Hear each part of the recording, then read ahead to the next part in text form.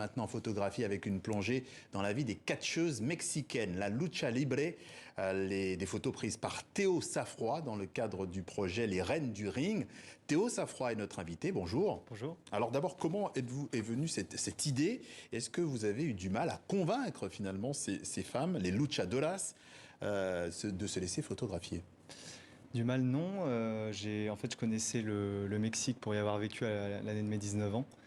Et je voulais y retourner et je me rappelais de cette passion brûlante qu'avaient les Mexicains pour la lucha libre, donc qui est une discipline entre le sport de combat et l'art théâtral.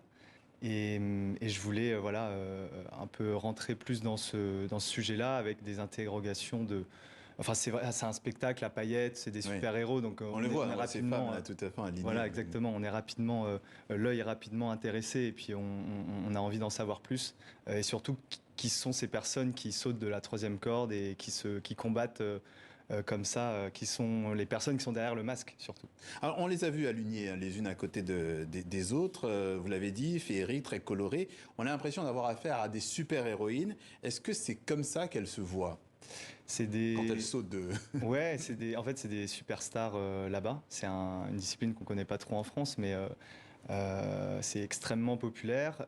Les femmes, en fait, la Ligue féminine commence depuis quelques années à avoir vraiment de la célébrité, mais sont des femmes qui partagent un passé plutôt violent. On est au Mexique, donc la situation de la femme est compliquée, des violences sexuelles, ils sont le triste record aussi des féminicides, 11 féminicides par jour, donc c'est tout un univers où, en fait, ces femmes-là, à chaque fois, les interviews m'ont amené à connaître leur histoire, et chacune s'émancipe grâce à la lucha libre. Des histoires un peu, des blessures, effectivement. Des blessures qui sont, grâce au masque, en fait, réparées, et c'est comme si elles pouvaient donner un second message, un second souffle à leur vie, grâce au masque.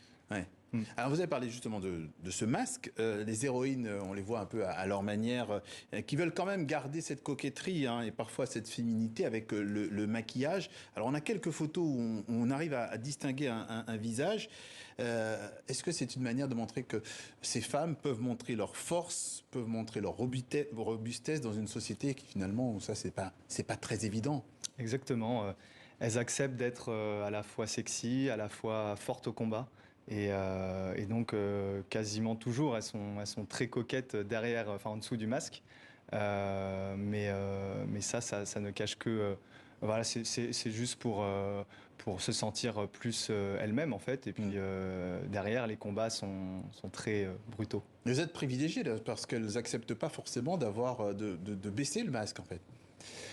Oui, après, elles ont pas trop, il n'y a pas trop de projets en fait de prise de parole sur les lutteuses, enfin les femmes qui sont derrière les lutteuses. Donc, en m'intéressant à ce sujet-là, c'est un travail sur 2 années. Donc, j'ai mis du temps à gagner leur confiance et à rentrer dans cet univers qui m'était inconnu au départ. Mais en fait, elle porte un message extrêmement positif. Donc, moi, je suis un simple relais, en fait, grâce à mes images. Donc, ça s'est fait assez naturellement. Il n'y a pas eu trop de complexité à échanger et à faire comprendre mon projet. C'était plutôt réussir à les atteindre, puisque ce sont des superstars qui, chaque week-end, s'envolent dans les villes du pays. Donc, Et si on pousse le concept plus loin, c'est un peu l'idée de la super-héroïne qui finalement préserve son identité secrète pour protéger, par exemple, ses proches. Comme on l'a vu tout à l'heure, éventuellement, une jeune femme qui avait son enfant en main. Ouais, exactement. Ce qui est merveilleux, c'est que quand je les rencontre, elles ont pas le masque, c'est des personnes assez timides, et quand elles le mettent, ça devient vraiment la voix change, le regard change, l'attitude change. Ouais, elle se transforme. Et c'est une métamorphose qui est extraordinaire. Moi, qui m'a complètement subjugué, quoi. Et effectivement, Baby Love qu'on voit en image, c'est une lutteuse qui est une mère célibataire et qui représente. Enfin, il y a beaucoup de mamans qui sont lutteuses et qui doivent s'occuper aussi de leurs enfants et qui combattent finalement pour eux et pour inspirer aussi la jeune génération mexicaine.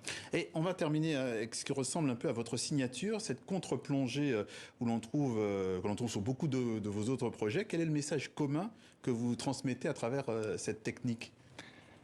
C'est une élévation, c'est aussi repartir de l'esthétique vers le ciel cosmique, des super-héros, et puis on renforce un peu la posture